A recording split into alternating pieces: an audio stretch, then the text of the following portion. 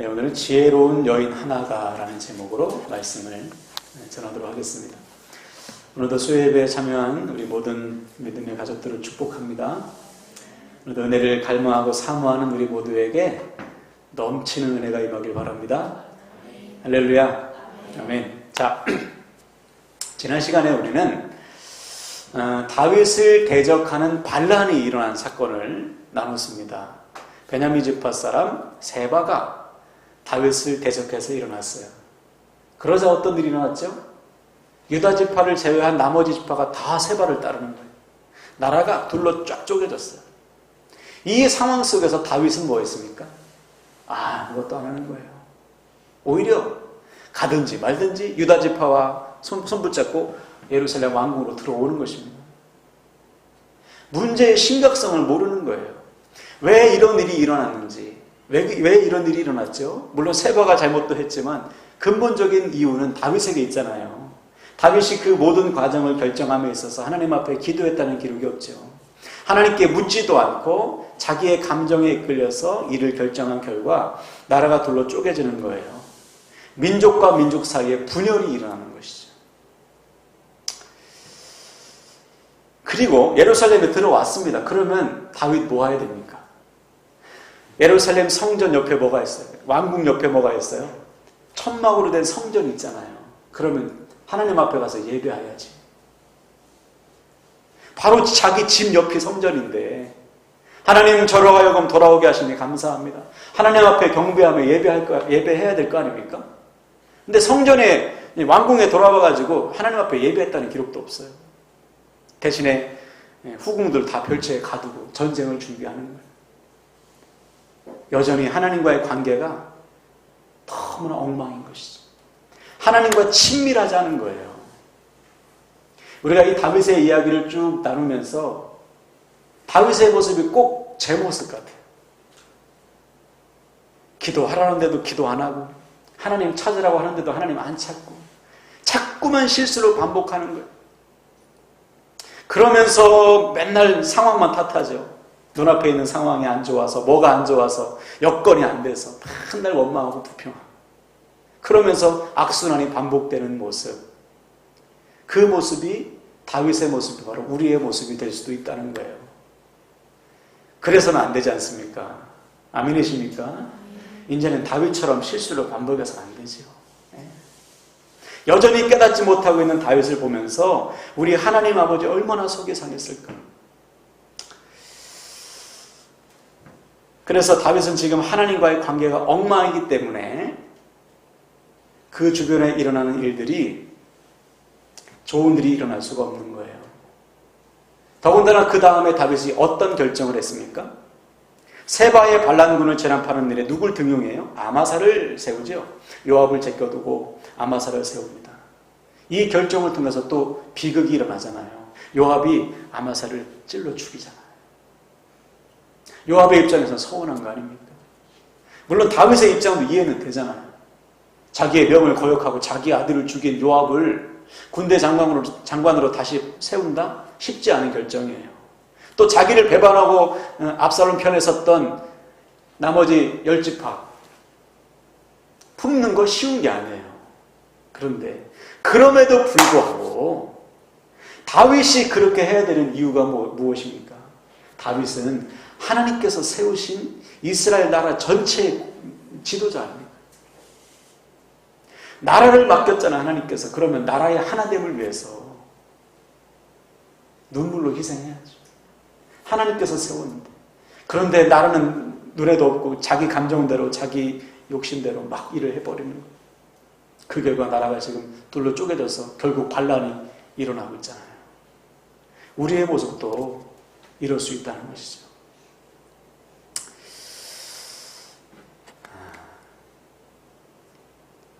하나님은 우리를 통해 우리가 속한 공동체가 하나가 되기를 원하신다고 했어요. 아멘이세요? 나를 통해 우리의 가정이, 교회가, 내가 속한 곳이 하나가 되기를 원하세요. 아유, 목사님, 우리가 뭐라고 우리를 통해서 그런 일을 하신대요? 아니에요. 성경에 보니까 베드로전서 2장 9절 보니까 우리는 하나님께서 택하신 족속이요 왕 같은 제사장이라고 했어요. 우리가 왕이라는 왕 같은 제사장, 영적인 지도자라는 것이죠. 우리를 우리의 가정으로 가정에 보내신 이유는 거기서 우리 가정을 세우라는 거예요. 우리를 제사장 삼으셨어요. 여러분, 제사장의 역할은 무엇입니까? 백성과 하나님 사이를 이어주는 거 아니에요? 다리 역할을 하는 거 아닙니까? 하나 되게 하는 거잖아요. 우리 주님께서 대제사장이요, 우리는 제사장. 화목하게 하는 직분을 주신 거예요.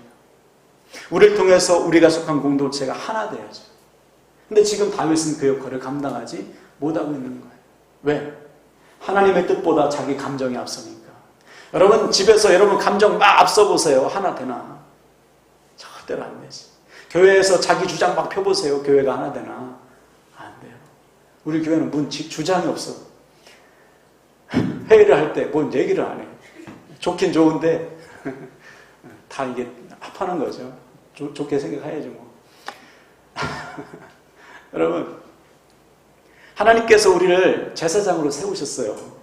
우리를 통해서 하나님의 일들을 이루시길 원하는 거예요.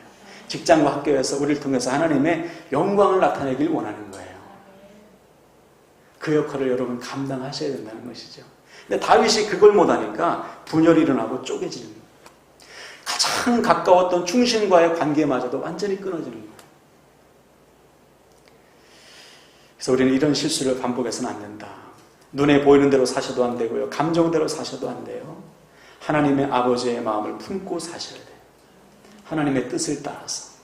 그때 우리를 통해서 선한 것이 흘러가게 되는 것입니다. 여러분, 남은 한 주간도요, 무슨 말씀을 하시든지 무슨 일을 하든지 우리에게 주어진 삶의 자리에서 우리가 속한 공동체에서 선한 영향력을 나타내길 바랍니다. 우리는 하나님께서 세우신 왕같은 제사장이라는 사실 반드시 기억하시기를 다시 한번 주님의 이름으로 부탁을 드립니다. 자, 오늘은 그 다음에 일어난 사건입니다. 그 다음에 아마사가 죽었어요. 다윗이 보냈는데 요압이 아마사를 죽였습니다. 아마사가 좀 믿음직스러워지지 못하니까 다윗이 요압의 동생 아비새까지 보냈는데 이제 요압이 실질적인 군대 지휘자가 된 거예요. 그래서 요압과 요압의 동생 아비새가 세바로 쫓아가는 것입니다. 어디로 갔나 보니까 오늘 본문에 보니까 세바의 무리들이 아벨이라는 성에 들어갔어요. 아벨이라는 성에 아주 오래된 견고한 큰 성에 들어갔습니다. 자, 그러니까 이 요압과 다윗의 군대들이 어떻게 했냐면 이 성 높이만큼 토성을 쌓아요. 토성을 쌓아 토성 위에서 이제 성 안에 있는 공격하는 거죠. 공격하려고 이제 준비를 하는 것이죠. 그리고서는 또 성벽을 칩니다. 밑에서. 주석에 보니까 성벽이 이렇게 있으면 성벽 밑을 이렇게 파낸대요. 그러면 성벽이 우르르 무너지죠. 아래로. 그런 이제 준비를 하고 있는 거예요. 그래서 아벨 성에 있는 사람들은 하루아침에 날벼락이죠. 가만히 잘 살고 있는데 세바의 무리가 막 들어오고 밖에서 보니까 막 다윗의 온 군대들이 막 그죠? 유다 지파의 군대들이 막 토성을 쌓고 있고 막 삽질하고 있으니까 무슨 큰일이 난 거 아닙니까? 큰일 나게 생겼어요. 성이 완전히 진멸되는 거 아닙니까? 자, 이때 16절을 보세요. 한 여인이 등장합니다. 그 성읍에서 지혜로운 여인 한 사람이 외쳐 이르되 들을지어다 들을지어다 청하건대 너희는 요압에게 이르기를 이리로 가까이 오라 내게 말하려 하노라 한다 하라. 여인의 이름은 기록되어 있지 않지만 아벨 성 안에 살고 있는 한 지혜로운 여인이 망대죠. 망대에 올라서 부르는 거예요. 내 말 좀 들으세요. 내 말 좀 들으세요. 외치는 것입니다. 요압으로 하여금 나의 말을 듣게 좀 나에게 좀 모셔오세요. 이 말이에요. 요압이 그 여인에게 갔어요. 그 여인이 말하는 거예요. 당신은 어찌하여 하나님의 기업인 어머니 같은 성 아벨을 왜 진멸하려고 하느냐? 지금 뭐 하는 짓이냐? 하나님의 기업을 왜 무너뜨리려고 하느냐? 당신의 의도가 하나님의 기업을 무너뜨리는 것이냐? 그러니까 요압이 아니라고. 우리는 그 세바의 무리만 처단하면 된다. 그러니까 이 여인이, 지혜로운 여인이, 그러면 우리가 세바의 머리를 잘라서 성 밖으로 던질 테니 그렇게 하거든 철수하시오. 이제 약속을 하는. 좋다고. 요압의 입장에서도 전쟁할 필요 없으니까. 세바의 무리만 처단하면 되니까. 그래서 이 여인이 그 말을 성 안으로 들어가서 사람들에게 얘기하는 거예요. 이 우리 성 안에 세바라는 사람이 들어왔는데 다윗 왕을 대적했다. 우리가 그 사람만 처단하면 우리 성은 안전하다. 사람들이 그 말에 다 설득이 됐어요. 그래서 세바의 목을 쳐서 성 밖으로 던집니다. 전쟁을 하지 않고 문제가 해결됐어요. 누굴 통해서? 지혜로운 한 여인을 통해서. 여러분 여기서도 보세요. 지혜로운 사람이 있으면 한 사람만 있어도 성을 구원하는 거예요. 여기서 말하는 지혜가 무엇입니까? 히브리어에 보면 이 지혜는 하나님께로부터 오는 지혜를 말하는 거예요. 다시 말해 이 지혜로운 여인은 성 안에서 뭐 하는 사람이에요? 기도하는 사람이에요. 하나님을 향해서 하나님의 뜻을 구하고 하나님의 지혜를 구하는 사람이에요. 그런 사람이 한 사람 있었는데, 물론 더 많았겠죠. 그러나 한 사람이 딱 서니까요, 성 전체가 사는 거예요. 한번 따라할까요? 지혜로운 한 사람만 있어도 성 전체가 산다. 이것이 하나님께서 일하시는 방식이에요. 성경을 보세요. 여러 사람 안 썼어요. 지혜로운 한 사람씩 들어 쓰시는 거예요. 저와 여러분이 오늘 본문과 같은 지혜로운 한 여인이 되길 바랍니다. 우리가 지혜로우면 우리가 속한 공동체가 사는 거예요. 할렐루야. 우리 가정에 살고 교회가 살고 직장과 학교에 하나님의 영광이 드러나는 거예요. 문제가 한 방에 해결되잖아요. 싸우지도 않고 피 한 방울 흘리지 않고 문제가 해결되잖아요. 누굴 통해? 하나님 앞에 엎드려 기도하는 지혜로운 한 사람을 통해서 이러한 일이 일어나고 있잖아요. 그럼 쉬운 질문을 드릴게요. 지혜가 무엇일까요, 여러분? 지혜가 무엇입니까? 여러분 잘 아시잖아요. 지혜의 근본이 무엇이죠? 하나님을 경외하는 거예요. 이 여인은 하나님을 경외하는 사람이에요. 하나님을 경외한다는 것은 하나님을 인정하는 것입니다. 하나님을 두려워할 줄 아는 것. 하나님 앞에 모든 것을 맡기는 거예요. 하나님 앞에 기도하며 사는 인생. 그런 사람 한 사람만 있어도 가정에 살고 교회가 살고 이 나라가 살아요. 성 전체가 이 여인을 통해서 구원받았잖아요. 이에 대해서 솔로몬은 이런 잠언을 쓰죠. 아마 이 사건을 생각하면서 쓴 잠언 같아요. 잠언서 14장 1절 보세요. 시작. 지혜로운 여인은 자기 집을 세우되 미련한 여인은 자기 손으로 그것을 허느니라. 아멘. 지혜로운 한 여인이 집안 전체를 살린다. 여기 집에는 다 들어가죠. 나라도 세우고 교회도 세우고 공동체도 다 세운다. 반면에 미련한 여인은 다 무너뜨린다. 미련이 무엇입니까? 지혜의 반대가 미련인데 미련이 뭐예요? 하나님 바라보지 않는 거죠. 하나님을 경외하지 않는 것이 미련한 거죠. 어리석은 자가 누굽니까? 하나님이 없다고 하는 자 아니에요? 우리가 우리의 가정에서 우리가 속한 곳에서 하나님 없이 살면 어떻게 되겠어요? 하나님을 두려워하며 살아야죠. 우리를 눈동자와 같이 지키시는 하나님을 보면서 사셔야죠. 할렐루야. 그러면 산다는 거예요. 그러면 하나님의 지혜가 우리에게 임하는 거예요. 여러분 직장 생활하기 힘드시죠? 그러나 그 속에서도 나를 바라보시는 하나님을 바라보며 살면 하나님께서 우리를 살리세요. 자녀 키우기 힘드시죠?